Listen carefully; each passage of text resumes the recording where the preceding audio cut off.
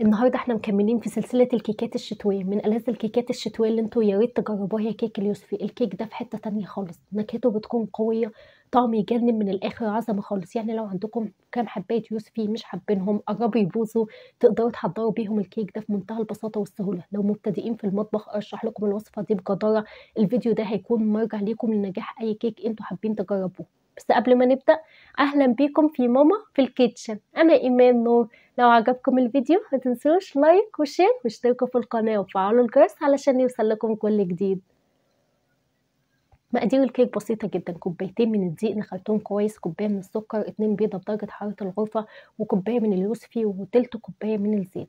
في الخلاط اليوسفي ده انا ضربته في الخلاط، مجرد ان انا شلت منه البذر بس، ما صفيتوش اطلاقا، وكمان ما ضربتوش كويس علشان تشوفوا التكتلات اللي فيه وتشوفوا المنظر. يعني هو اليوسفي هتضربوه مش هتصفوه، هتضيفوا عليه في الخلاط تلت كوباية من الزيت، نص وكوباية من السكر، واتنين بيضة بدرجة حرارة الغرفة، وتضربوهم كويس جدا لحد ما القوام يكون ناعم جدا، السكر يدوب كويس واليوسفي ده يدوب كويس جدا. زي ما انتم شايفين كده مفيش اي قوام لليوسفي ولا في اي اثر ليه. ضربتهم كويس جدا في بوله، هنزل بكوبايتين من الدقيق. تقدروا تكملوا باقي الخطوات في الخلاط، بس علشان خاطر اوريكم القوام ضفت عليها معلقه كبيره من البيكنج باودر ورشه من الملح وقلبتهم كويس، والدقيق لازم تنخلوه كويس. وده القوام، شايفين كريمي جدا، صوص ما فيهوش اي تكتلات. جربوا الكيك ده خطير جدا. وهقلب في نفس الاتجاه، وركزوا في الخطوات دي جدا، تقلبوا في نفس الاتجاه علشان خاطر الكيك ما يبصش معاكم لحد ما الدقيق يختفي تماما. بالمضرب اليدوي بيكون سهل جدا. يعني اظن الموضوع في منتهى البساطه.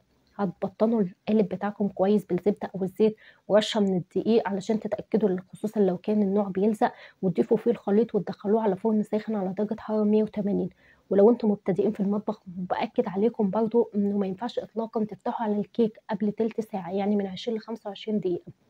هجهز دلوقتي الصوص اللي انا هضيفه عليه. ده سكر بودر، ضفت عليه كوبايه، بضيف عليه بالمعلقه كده عصير من اليوسفي لحد ما يتكون عندي القوام ده. ما ينفعش تضيفوا يوسفي كتير، هيكون عندكم السكر ساح ومش هيكون مظبوط. الكيك بعد ما خرج معايا لازم تسيبوه يبرد ويهدى كويس جدا علشان خاطر تبداوا تخرجوه من القالب. شايفين مرتفع جدا. من ألذ الحاجات اللي بحبها في كيك اليوسفي وكيك البرتقال لونها الخطير. اللون بيكون في منتهى الفظاعه بصراحه، شكله حلو جدا.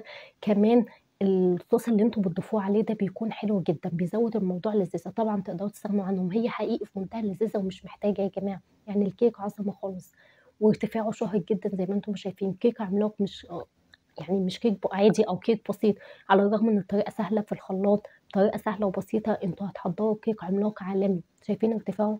الكيك ده انا قطعته كمان هو سخن، يعني كان لسه سخن شويه ما بردش، لان انا كيكات البرتقال من الحاجات اللي بحب اكلها سخنه. الكيكات الشتويه عموما بحب ان انا اكلها تكون لسه سخنه شويه، بتكون فيها طعم مختلف تماما عن هي وبرده، بيكون النكهه عزيزه جدا وغنيه جدا. شايفين منظر الكيك؟ الارتفاع بتاعه، قوامه، يعني كيك زي ده لسه خارج من الفرن نص ساعه ويكون القوام بالشكل ده، فهيكون ناجح معاكم جدا. المبتدئين في المطبخ حابه اقول لكم كام نصيحه: لازم الفرن يكون ساخن مسبقا، يعني مجرد ما تبداوا في التحضير لازم تسخنوا الفرن كويس جدا علشان تدخلوا الكيك فيه. الفرن ما يتفتحش تماما قبل تلت ساعه، يعني قبل 20 دقيقه او 25 دقيقه. درجه الحراره من 180 ل 200، ما ينفعش تعلى اكتر من كده، لا اما الكيك هياخد لون وهيكون معجن معاكم ومش مستوي من جوه. لازم المكونات كلها تكون بدرجه حراره الغرفه. نوع البيكنج باودر، ان انتوا تنخلوا الدقيق، دي حاجات بتفرق. نوع الزيت وجودته برضو بتفرق، يعني زيت يكون فاتح وريحته كويسه علشان خاطر النتيجه تكون كويسه. اتمنى اكون ما نسيتش اي ملحوظه. ركزوا في الملاحظات اللي انا قلتها لكم، هيكون ناجح معاكم من اول مره. بتمنى الفيديو يكون عجبكم، وما تنسوش لو عجبكم الفيديو لايك وشير، اشتركوا في القناه وفعلوا الجرس علشان يوصل لكم كل جديد. سلام عليكم.